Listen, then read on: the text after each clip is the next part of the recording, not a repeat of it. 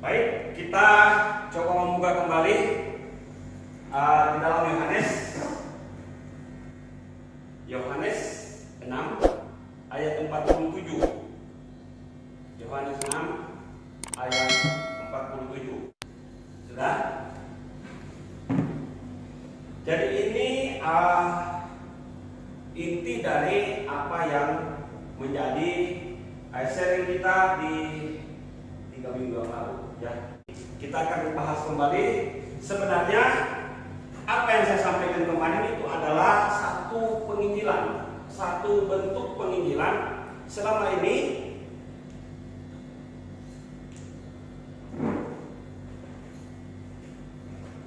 Boleh saya bagikan dulu.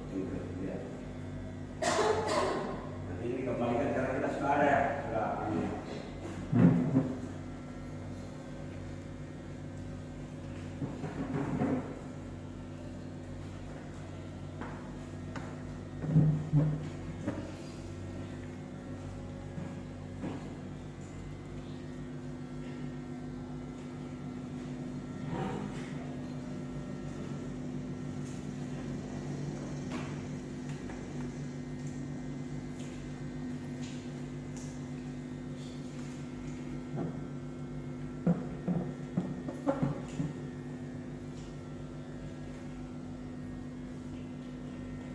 Oke, baik. Sebenarnya yang kami sudah bahas di 3 minggu yang lalu itu adalah satu metode bagaimana kita akan pergi untuk kita menyampaikan Injil, yang kabar baik kepada orang lain. Ya, seperti di kesaksian saya di beberapa minggu yang lalu, di 2 minggu yang lalu, saya di sini saya mengatakan bahwa seringkali ketika kita mau menyampaikan Injil kepada seseorang, sebenarnya seringkali kita ditolak. Ingat, ketika kita ditolak, sebenarnya bukan Injilnya yang ditolak, tetapi sang pemberita Injil itu. Kenapa? Seringkali kita menyampaikan sesuatu penginjilan, kita kan dalam penginjilan itu kita akan menyampaikan kabar baik. Tapi seringkali yang diterima seseorang itu adalah kabar buruk. Ya, contohnya seperti saya mengatakan kemarin, misalnya saya bicara sama sasarannya ini, siapa namanya? Kevin. Ya, saya datang sama Kevin. Kalau Kevin tidak percaya Yesus, mati pasti masuk neraka. Kabar baik, kabar buruk? Ya, kabar buruk. Ya. Tapi sesungguhnya itu adalah kabar yang seharusnya saya harus sampaikan kepada Kevin, tapi tidak harus dengan cara seperti itu. Saya harus menyampaikan dengan sesuatu, dengan bahasa yang bisa diterima oleh Kevin. Ya, jadi inilah yang menjadi persoalan kita, ini yang menjadi permasalahan kita ketika kita menyampaikan kabar penginjilan itu kepada orang lain.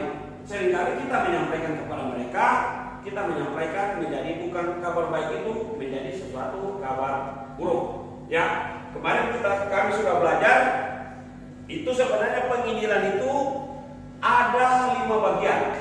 Ya, jadi tanpa kita sadari sebenarnya ketika kita bertemu dengan seseorang, ketika kita sudah say hello dengan seseorang, biasanya apalagi kita sudah mengulurkan tangan. Ingat, ketika kita sudah mengulurkan tangan, kita sudah berkenalan dengan orang tersebut, ingat, kita sudah memulai penginjilan itu. Kita sudah memulai pemberitaan Injil itu. Kenapa? Karena berita Injil itu ada 5 bagian. Ya, kemarin kami sudah mempelajarinya 5 bagian. Ya, kalau kita kemarin yang sudah ikut di hari pada saat kita penginjilan itu ada 5 bagian. Yang pertama adalah anugerah. Ya, ini anugerah. Ya, yang kita bicarakan di sana kemarin adalah anugerah yang pertama. Apa itu anugerah? Anugerah itu sesuatu yang tidak ternilai harganya. Ya, kita boleh duduk hari ini, itu semua karena anugerah. Kita boleh mampu melakukan segala sesuatunya, ingat, bukan karena hebat kita, tapi itu karena anugerah. Ya, itu yang pertama. Anugerah itu yang pulang. Ya, the best itu anugerah. Kemudian yang kedua apa? Yang kita pelajari kemarin adalah manusia. Manusia ini kita suka menunjuk orang. Oh, kau berdosa, kau berdosa, kau berdosa, kau berdosa. Ingat, ketika kita menunjuk seseorang, 1 ke orang, ini 3 sampai 4 dia mengarah kita. Jadi penghakiman itu sesungguhnya bukan menjadi bagian kita. Jadi itu yang kedua, yaitu manusia yang kita sudah pelajari kemarin. Kemudian yang ketiga apa? Yaitu kita berbicara Allah. Ini kunci pelayanan yang sesungguhnya. Kenapa di Allah? Allah itu, coba lihat jari kita, jari tengah itu apa? Jari yang tertinggi. Ya, Allah adalah di atas segala-galanya. Jadi penginjilan kita itu Allah. Kemudian yang keempat adalah Kristus. Dan yang terakhir adalah iman. Ingat, Allah ini yang terpenting. Kenapa yang terpenting di sini? Jadi karena penginjilan kita untuk orang di luar orang Kristen. Ingat, di luar orang Kristen, ketika kita menceritakan Allah, kalau kita menceritakan dengan baik kepada seseorang, apalagi di luar Kristen, kalau baik kita menyampaikannya, orang akan menerima. Kenapa? Menerima kita ketika kita menjelaskan Yesus. Kenapa? Karena di Allah ini, itu yang dijelaskan adalah bagaimana kasih dan adil bisa dipertemukan. Contoh, sekarang pertanyaan saya sekarang.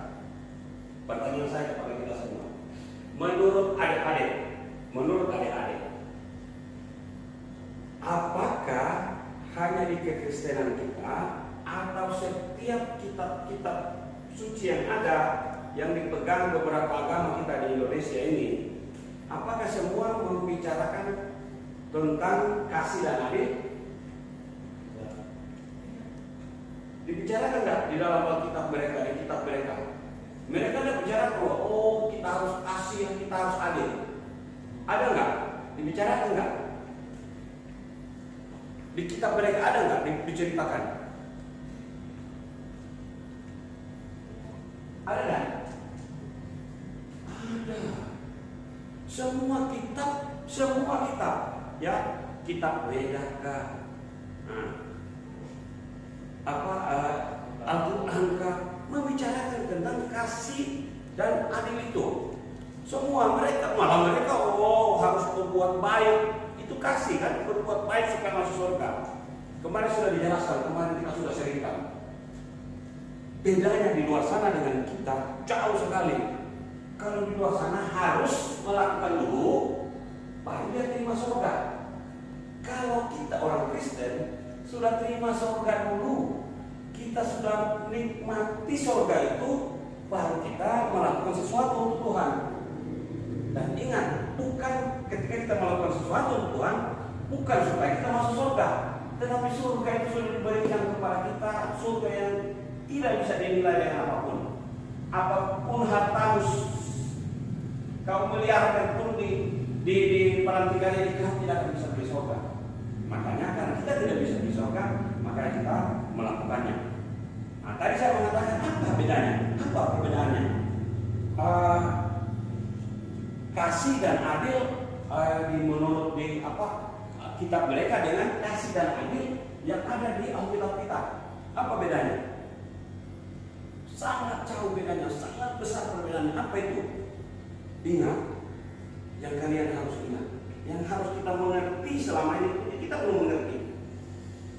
Yang menjadi persoalan adalah bahwa hanya di kekristenan, ingat sekali lagi, hanya di kekristenan kasih dan adil itu bisa ditemukan.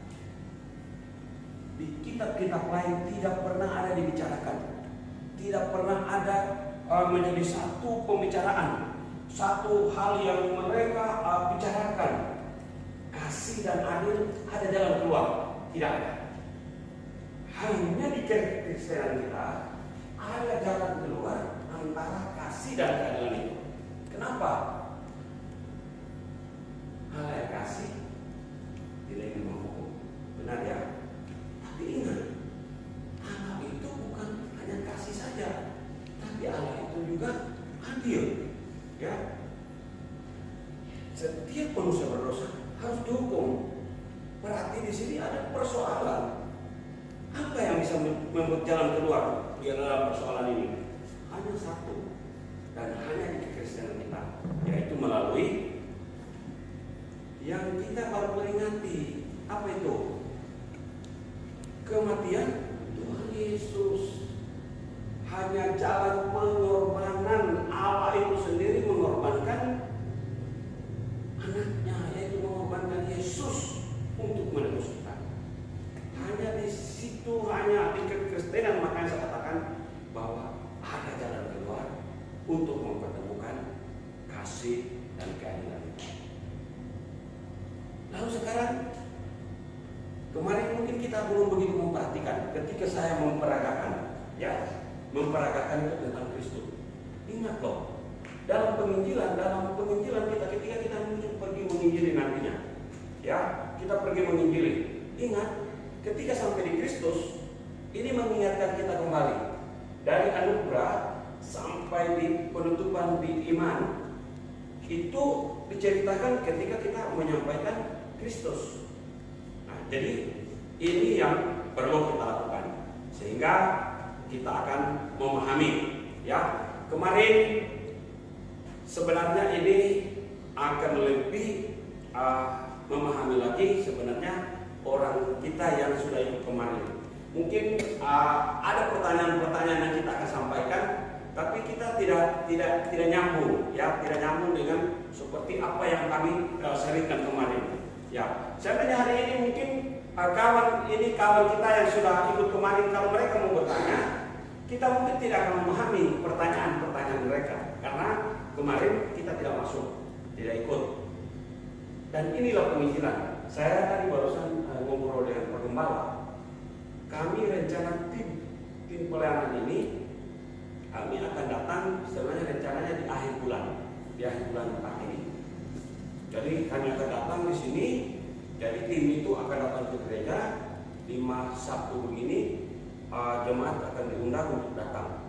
Jadi penginjilannya itu satu-satu, Jadi tim kami datang satu orang, kalau ada jemaat misalnya ibu datang satu orang ibu akan berhadapan. Dan kita akan duduk di situ. Jadi di satu kelompok itu misalnya satu-satu, jadi anak muda mungkin ada 2 duduk di situ akan mendengar.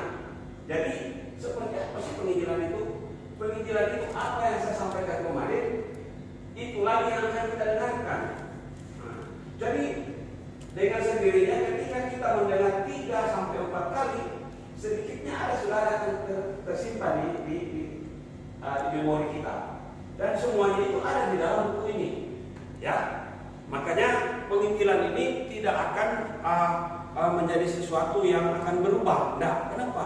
Karena itu hanya diceritakan. Yang pertama anugerah, yang kedua manusia, kemudian Allah, Kristus, dan yang terakhir adalah iman. Kemarin sudah kita bahas sehingga kita fokusnya kemarin itu di Yohanes 6 ayat 47 ini. Dan itu menjadi sesuatu pertanyaan yang benar-benar kita harus pegang loh. Sehingga kekristenan kita sebagai anak muda, kita akan teguh berpegang. Di mana kita benar-benar memiliki Allah yang luar biasa. Kalau anak saya tadi kita hari ini dipilih, ingat Tuhan memilih kita sejak kita dalam kandungan, sejak kita belum dilahirkan kita sudah dipilih. Kita harus bangga loh sebenarnya.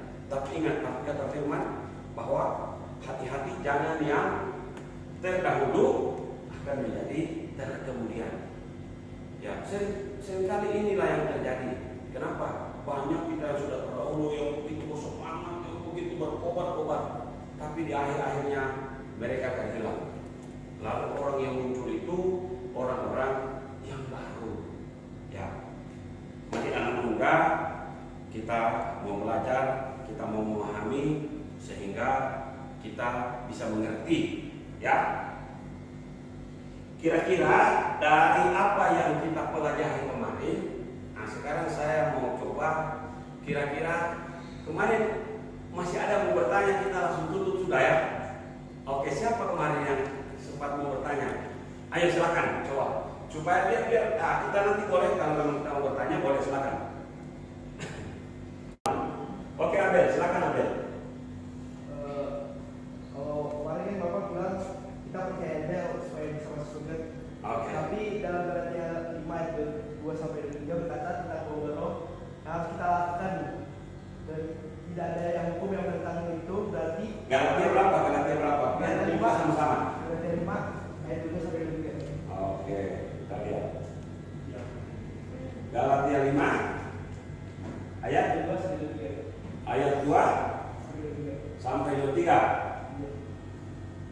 Kita tentang bau roh yang harus kita lakukan dan tidak ada hukum yang tentang itu. Berarti kita harus melakukannya, dan kalau tidak melakukannya akan melanggar peraturan sama dengan dosa. Terus apa alasan kita untuk melakukan bau roh kalau kita dengan percaya aja kita bisa masuk surga?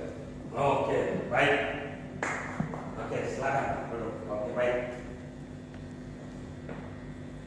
Ini kembali kita melihat seperti ketika kita melihat di dalam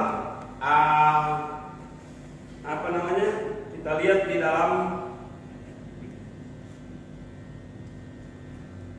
iman itu kan dibilang iman tanpa perbuatan pada hakikatnya adalah mati. Ya, iman tanpa perbuatan pada hakikatnya adalah mati.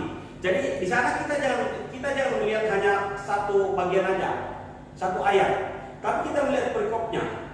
Apa yang dibicarakan oleh Rasul Paulus?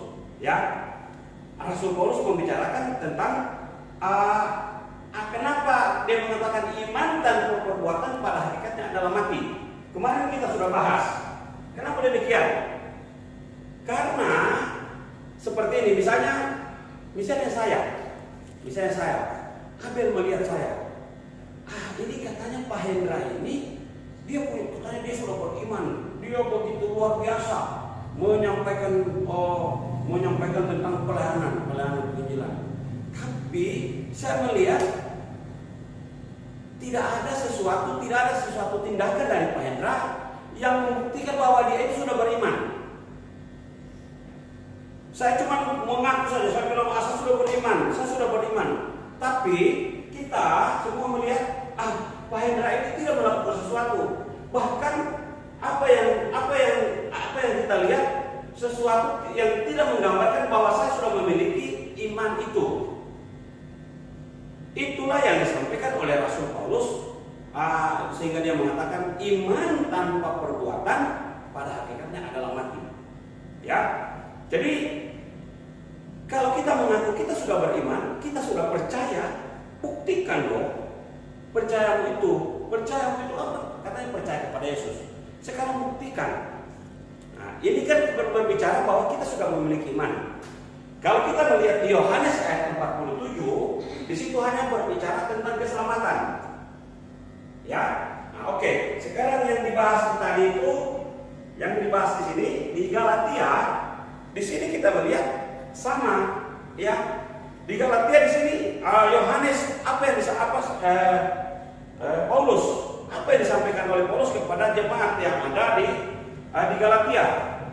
Yang dia sampaikan di situ adalah buah-buah roh itu apa? Jadi kalau kita mau mengatakan kita sudah percaya kepada Tuhan, harus tunjukkan loh, harus buktikan. Buktikan dengan apa? Harus kelihatan. Kalau memang kita benar-benar sudah beriman, kita buktikan melalui apa? Melalui buah-buah roh itu. Ya, ini kalau kita sudah mengatakan kita sudah beriman. Ya, kalau kita berbicara di Yohanes 6 ayat 47, itu hanya berbicara tentang keselamatan. Bisa beda? Di sini kita hanya berbicara tentang keselamatan. Di sini dikatakan aku berkata kepadamu sesungguhnya. Yohanes berbicara ini tentang keselamatan. Ya, ini dia hanya berbicara tentang keselamatan aja. Aku berkata kepadamu sesungguhnya barang siapa percaya ia mempunyai hidup yang kekal. Artinya apa? Dia hanya Yohanes ini berbicara tentang keselamatan kita kepada Tuhan. Untuk kita bisa masuk surga, untuk kita bisa bertemu dengan Tuhan, itu hanya cukup percaya. Tapi perlu berbuat baik, harus. Sehingga Rasul Paulus jelas mengatakan, tunjukkan tindakanmu itu, kalau kau sudah memiliki iman, kalau kau sudah percaya kepada Yesus, harus ada tindakan. Ya, contoh, sekarang contoh, kemarin sudah dicontohkan. Misalnya orang yang salib tadi, orang yang salib, ya, ketika orang yang disalib, dua orang penjahat di kiri kanan Tuhan Yesus, yang satu kan berkata, Tuhan, kalau seandainya Engkau berada di Taman Firdaus, ingatlah akan aku. Lalu apa jawab Tuhan? Tuhan jawab begini, tunggu dulu, kau kan orang berdosa. Kau kan digantung di kayu salib ini karena kau ada seorang penjahat besar. Kau kembali dulu ke rumahmu, kau berbuat baik dulu, melakukan dulu sesuatu yang baik, baru ikut aku. Seperti itu? Enggak. Tapi ketika dia mau mengaku,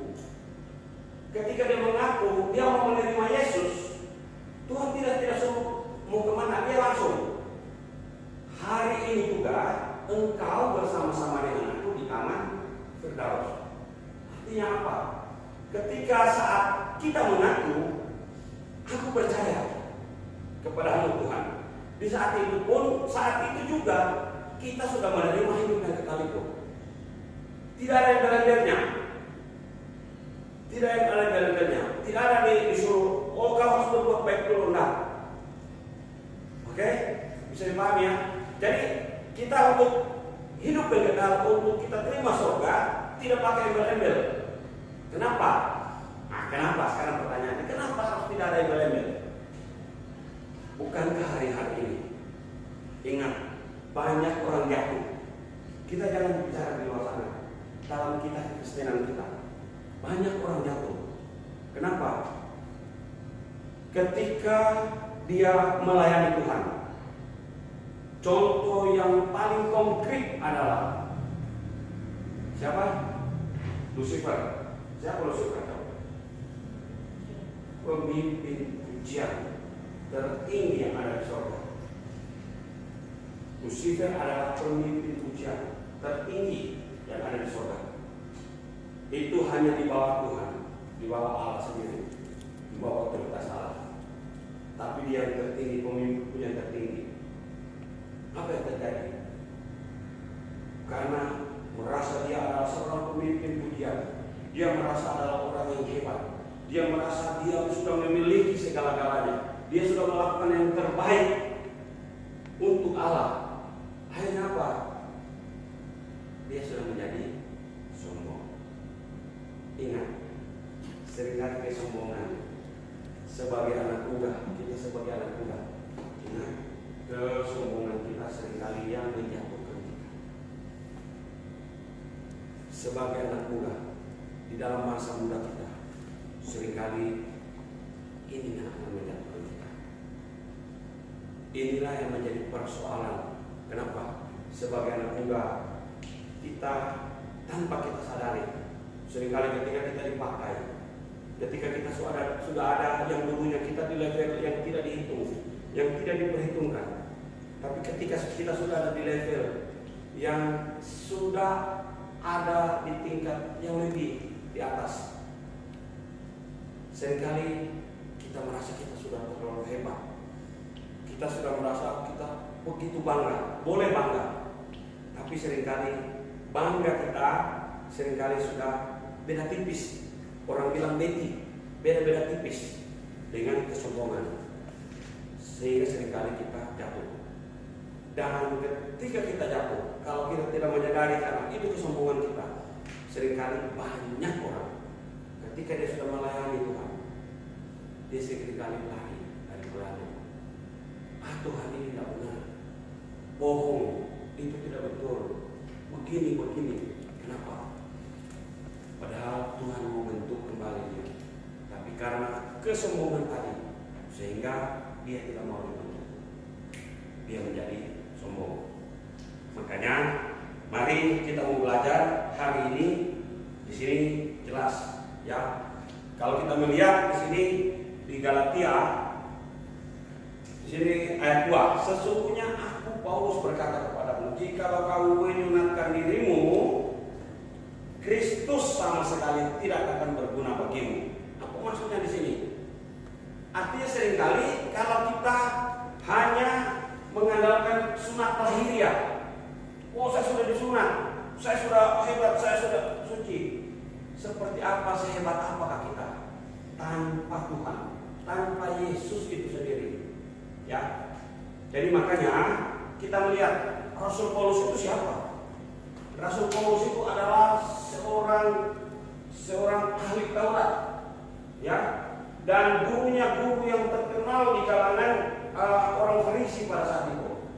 Bukan sesuatu yang sembarangan, ya. Tapi justru itulah apa yang terjadi dengan Rasul Paulus. Sombong. Dia merasa orang yang hebat. Dia merasa dia sudah memiliki ilmu. Dia menguasai kitab Taurat. Ya. Kalau orang Israel, kalau yang sudah menguasai kitab Taurat itu dia hanya menghafal sudah. Dia tidak di luar kepala orang bilang. Ya. Jadi dia tahu, tidak usah ditanyakan lagi, satu iota pun dia sudah paham. Karena dia paham itulah, makanya itulah timbul kesombongan. Dengan kesombongannya itulah, dengan dia merasa hebat itulah, sehingga Rasul Paulus itu menganiaya orang yang percaya kepada Yesus. Dia tidak menerima. Tapi ingat, Rasul Paulus boleh dilupakan. Rasul Paulus boleh menjadi hebat. Ingat janji firman kepada Rasul Paulus, dia akan banyak menghadapi penderitaan. Dia terima semuanya. Dia menghadapi semua banyak penderitaan. Makanya kita mau belajar. Memang sebenarnya yang utama adalah di buku yang saya berikan ini, kita akan belajar bagaimana kita mau menginjili. Ya, penginjilan kita itu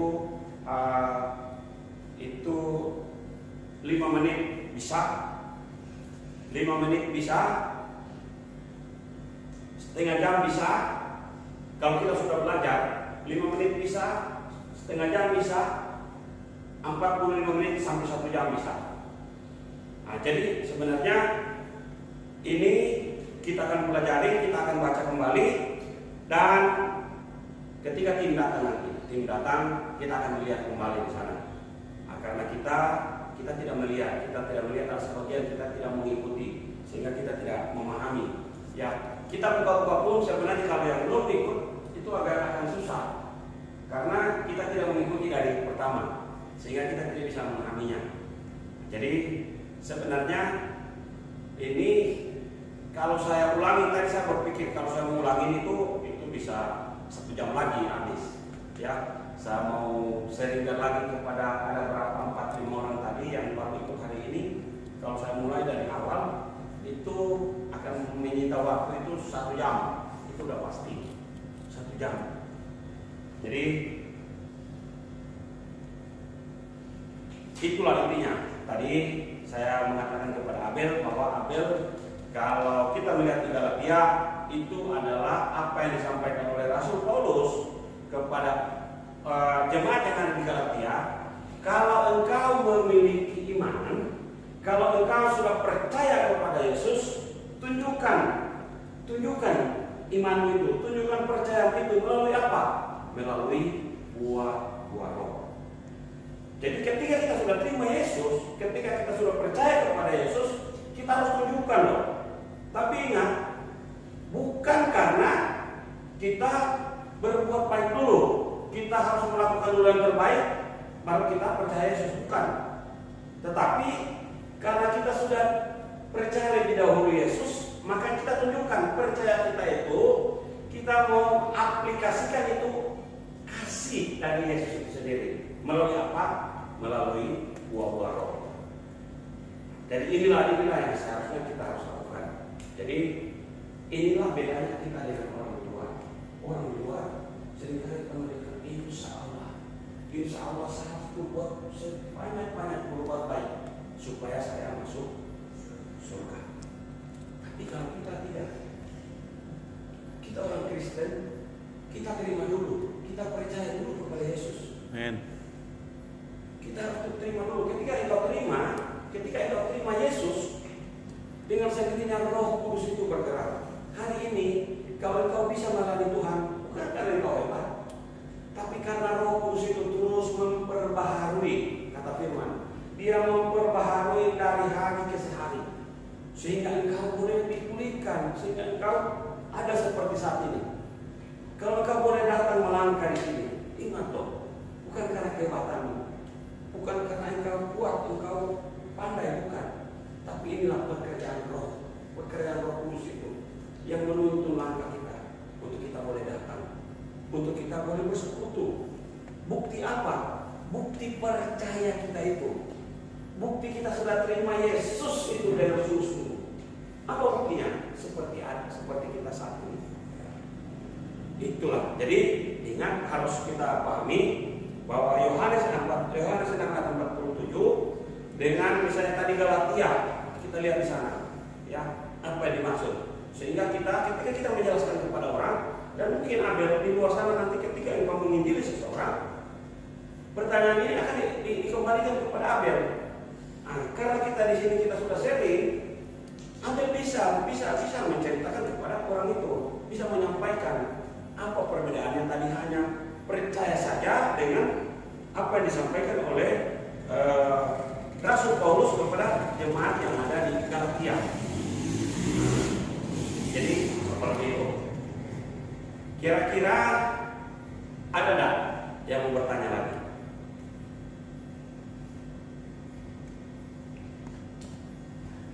Kira-kira apa yang ditanyakan coba?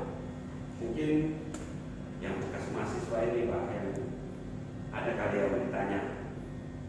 Nah, seputar yang tadi itu Yohanes 6 ayat 47. Di situ dikatakan hanya cukup percaya saja, tidak ditambah dengan perbuatan baik untuk masuk surga. Dan perbuatan baik kita ini seperti apa? Tadi saya jelaskan bahwa perbuatan baik itu adalah bukan sesuatu tindakan kita supaya kita masuk surga, Tuhan. Tapi perbuatan baik kita itu bukti dari iman kita, bukti dari kita sudah percaya kepada Yesus. Makanya kita harus berbuat toh. Kalau di luar sana dia tidak tahu mana Tuhannya, dia harus berbuat baik dulu. Sehingga ketika dia berbuat baik, karena dia sudah merasa sudah terlalu banyak berbuat baik, timbullah kesombongan. Sehingga saya ini sudah layak masuk surga. Tidak ada manusia yang layak masuk surga tanpa dilayakkan. Kita boleh masuk surga kalau kita dilayakkan. Kenapa kita dilayakkan? Melalui pengorbanan Yesus. Tanpa pengorbanan Yesus kita tidak pernah. Saya seperti begini, saya mau mengatakan, kalau saya bertanya kepada kita, mujizat terbesar dalam hidup ini mujizat apa coba?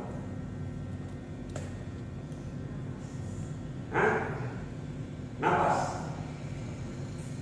Mujizat terbesar adalah ketika tidak ada mujizat. Mujizat terbesar adalah ketika tidak ada mujizat. Siapa? Kenapa bisa paham? Kenapa saya mengatakan seperti itu? Kira-kira bisa paham? Mujizat terbesar adalah ketika tidak ada mujizat. Di mana itu terjadinya? Ketika Tuhan Yesus ada di Getsemani. Benar kan? Kenapa? Kenapa saya mengatakan seperti itu?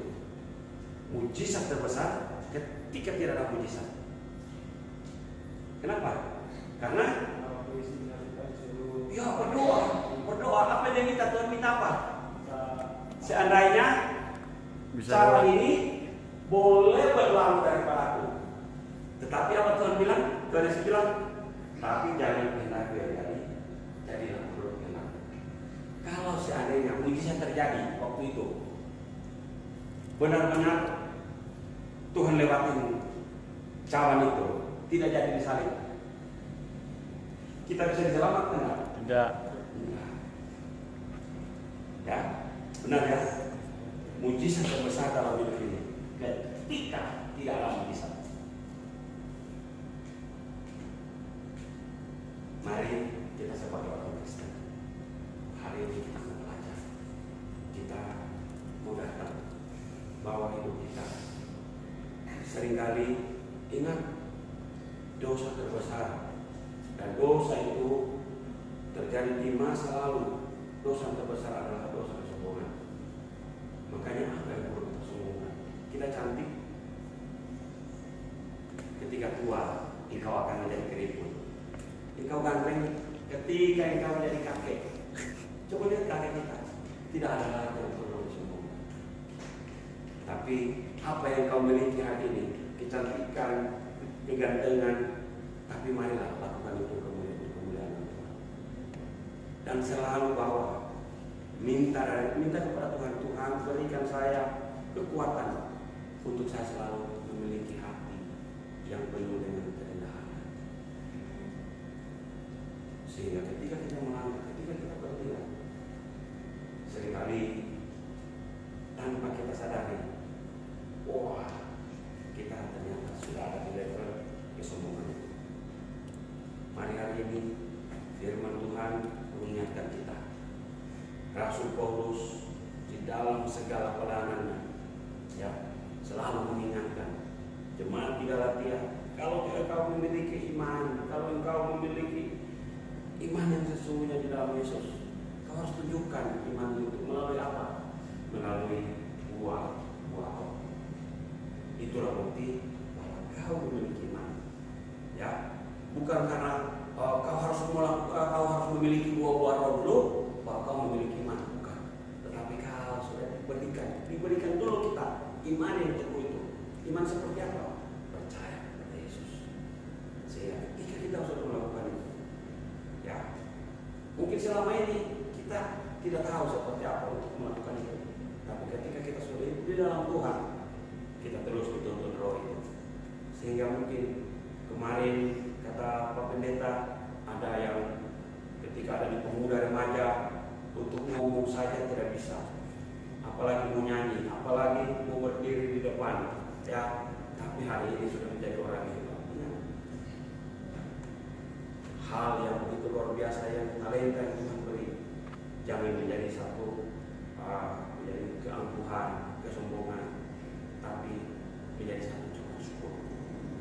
Biarlah ke depan kita akan lebih baik lagi, lebih luar biasa lagi. Mari pakai Tuhan. Baik, sebelum